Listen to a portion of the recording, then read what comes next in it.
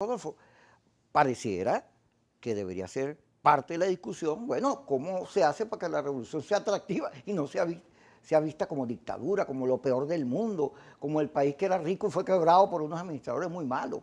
Fíjate, de hace algún tiempo hay una campaña para dibujar la revolución venezolana como un proceso autoritario y de dictadura política. En los tiempos del presidente Chávez eso existía, solo que la economía tenía un buen momento y eso realmente disipaba esa campaña malévola que se desarrolló dentro y fuera del país. Hoy, como la situación económica es mucho más complicada por el bloqueo, las sanciones y por algunos elementos que debemos nosotros corregir, ¿no?, en el diseño de nuestras políticas económicas, puede apreciarse, ¿no?, con más virulencia en el extranjero. Yo creo que estamos, sin embargo, Kiko, en un buen momento para desarrollar tal vez una mayor apertura en el campo económico. La ley antibloqueo permite una apertura, permite que vengan inversiones extranjeras con seguridad, y eso vamos a tratar nosotros de establecerlo de una manera muy clara en la ley de zonas económicas especiales que ya se aprobó en primera discusión. Esa ley tiene que brindar seguridad a los capitales internacionales que vengan a invertir en Venezuela. Tiene que haber garantía jurídica de que no van a ser expropiados los capitales y los bienes vinculados a la prestación de servicios o las instalaciones productivas en las zonas económicas especiales. Yo incluso, a partir del planteamiento que he venido haciendo de tener una moneda fuerte con esa paridad cambiaria 1 a 1 entre el bolívar y el dólar, un bolívar fuerte convertible que puede permitir que el dólar circule libremente, he llegado a plantear, a algunos les parece una herejía, que la remuneración al trabajo en las zonas económicas especiales de empresas extranjeras que traigan divisas tiene que ser en divisas a los trabajadores, Y el Banco Central permitirle abrir una cuenta en dólares y en bolívares fuertes convertibles. Porque si tienes una moneda fuerte, con una paridad cambiaria 1 a 1, tú puedes permitir que el dólar se desplace, que circule el dólar. Tu preocupación es cómo haces para aumentar tus reservas internacionales de manera que los importadores, sobre todo de insumos para la producción nacional, se sientan seguros. Tú les puedes decir, dame los convertibles, toma los dólares e importa, pero yo hago un seguimiento de lo que tú me estés importando. Yo creo que hacia allá inevitablemente vamos a tener que ir nosotros en un momento determinado. Y estoy convencido de lo que dicen por ahora, que yo estoy medio loco con este planteamiento, se van a dar cuenta en el tiempo que yo tenía razón. La apertura, ¿por qué? Que nosotros necesitamos cerca de unos 150.000 millones de dólares en los próximos 10 años. Yo te voy a poner el ejemplo de la refinería de conversión profunda, en la cual nuestro comandante Chávez invirtió cerca de 4.000 millones de dólares, que está al lado de la refinería de Guaraguao en Puerto La Cruz. Esa es una refinería para procesar crudos pesados y extrapesados y producir, generar productos de primera línea, por encima de los estándares de calidad de la Unión Europea. Bueno, se requieren para terminar a cerca de 3.000, 4.000 millones de dólares. ¿De dónde lo vamos a sacar nosotros hoy?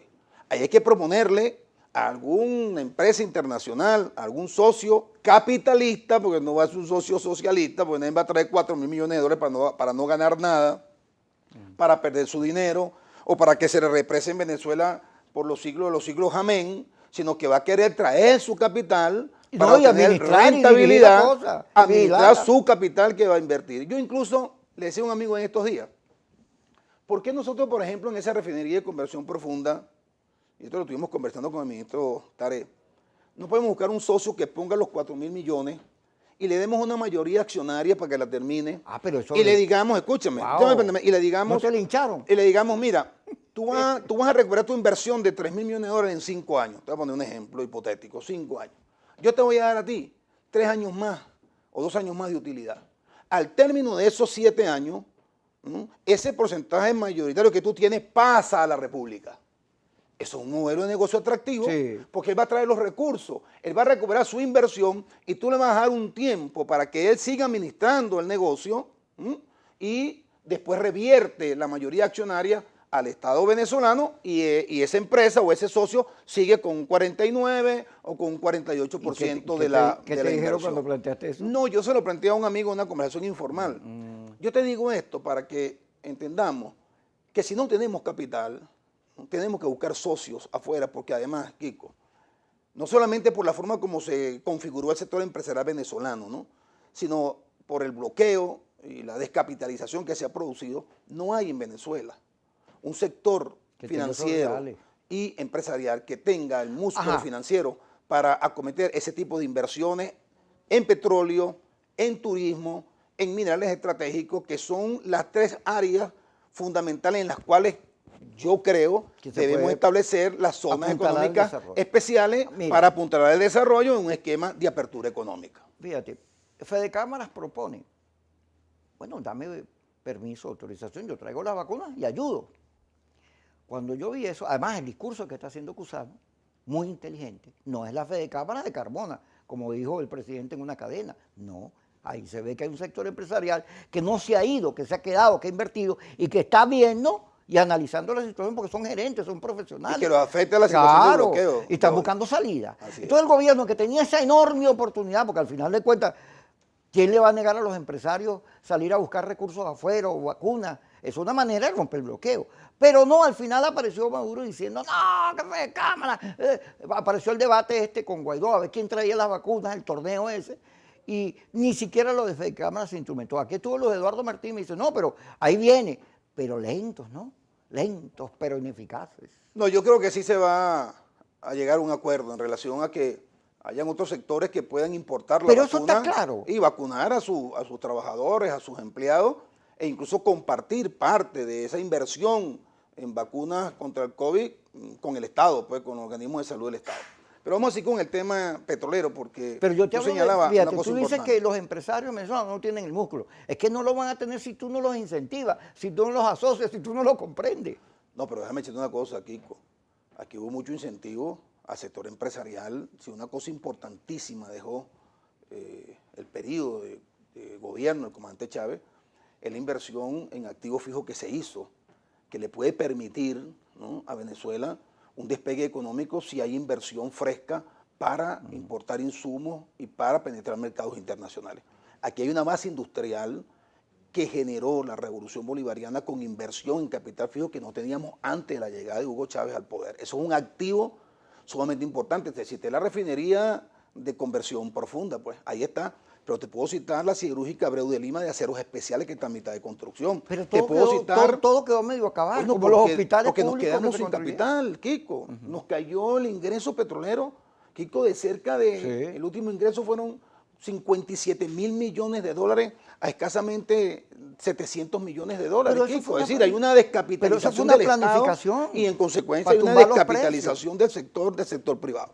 Pero podemos recuperarnos porque tenemos ese activo tan importante. Ok, ahora, pero hay que ir al corte, Rodolfo, está bien. Venimos con el tema petrolero. Recuperar la industria para que produzca y los ingresos necesarios para reconstruir las bases del desarrollo.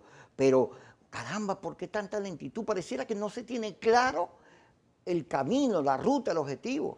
No, yo creo que sí hay claridad, Kiko, en la ruta y en los objetivos. El objetivo es recuperar, estabilizar y generar las condiciones para el crecimiento de la economía venezolana con justicia social.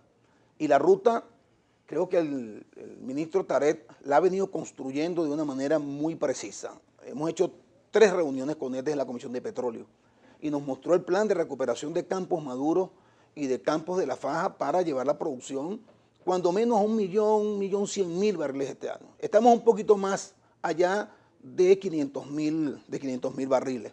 El tema es que a veces que nos trancamos, Kiko, porque se repletan los tanques de almacenamiento, no encontramos compradores o hay mucha presión para que vendamos el petróleo con mucho descuento. Para la gasolina. ¿No? Y necesitamos además, y esto ha sido una prioridad del plan del ministro Taret, digamos, fortalecer la capacidad de refinación del país para producir la gasolina que requerimos, unos 80.000 barriles día, que es el consumo nacional, y también el gasoil.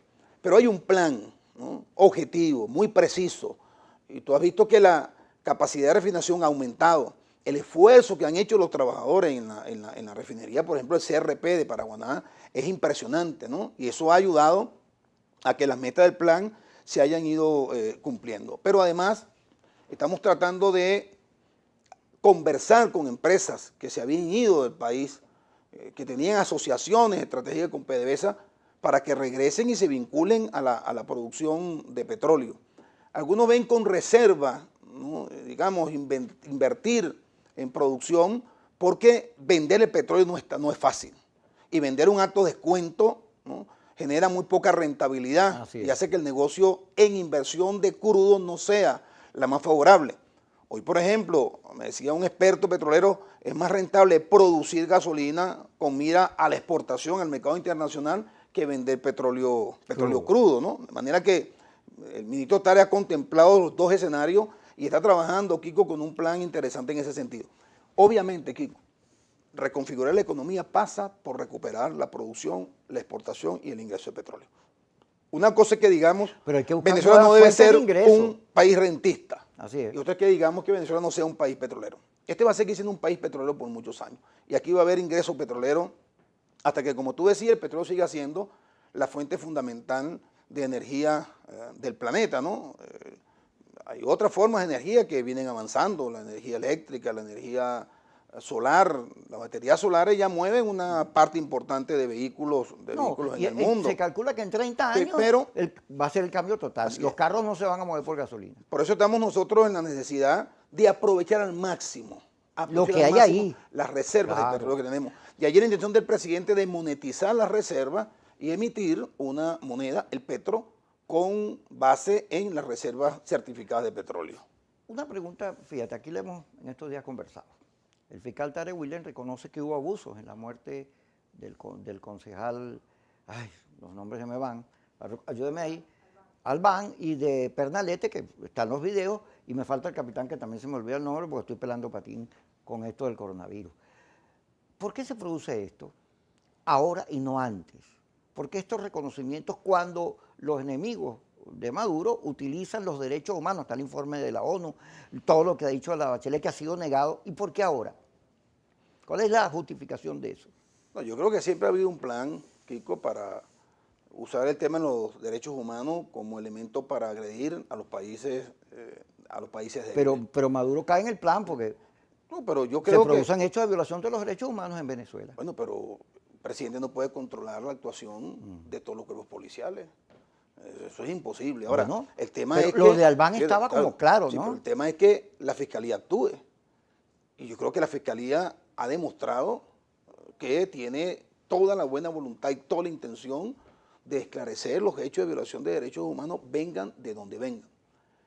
Afortunadamente tenemos a un fiscal que toda su vida ha sido un activista por la defensa de los derechos humanos, que creó y fortaleció su liderazgo en esa batalla.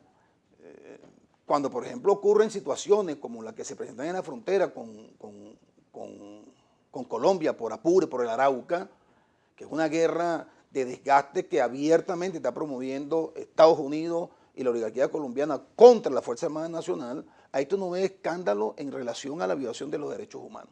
Obviamente, toda violación de derechos humanos se dé en el escenario que se dé, provenga de quien provenga, tiene que ser cuestionada, tiene que ser investigada. Bueno, viste lo de Colombia ahorita, la masacre a que ha sido sometido el pueblo colombiano en medio de estas huelgas. Tanto que Shakira, para que no digan, oye, que es uno, no, Shakira salió a decir, mire, 18 muertos, madre, ¿qué es esto? En Colombia, desde la muerte de Gaitán, no existe política y no existe poder sin violación de los derechos humanos. La cantidad de muertos que se han producido desde el 48 hasta nuestros días en Colombia han sido espantosos. Colombia convirtió el sicariato político, el asesinato político en una forma de dirimir las diferencias entre la oligarquía y las fuerzas progresistas colombianas. Fíjate que en esta etapa del gobierno, el discurso de Jorge Rodríguez en la Asamblea cuando asumió la dirección ha sido de paz, de encuentro, no sé qué cosa, pero termina siendo retórico porque se siguen deteniendo gente, no se liberan a los que está, por cierto, Roland Carreño, sáquenme a Roland Carreño, que eso no tiene nada que ver con eso. Se espera que ahorita con el acuerdo de la Asamblea Nacional hay una lista que salga.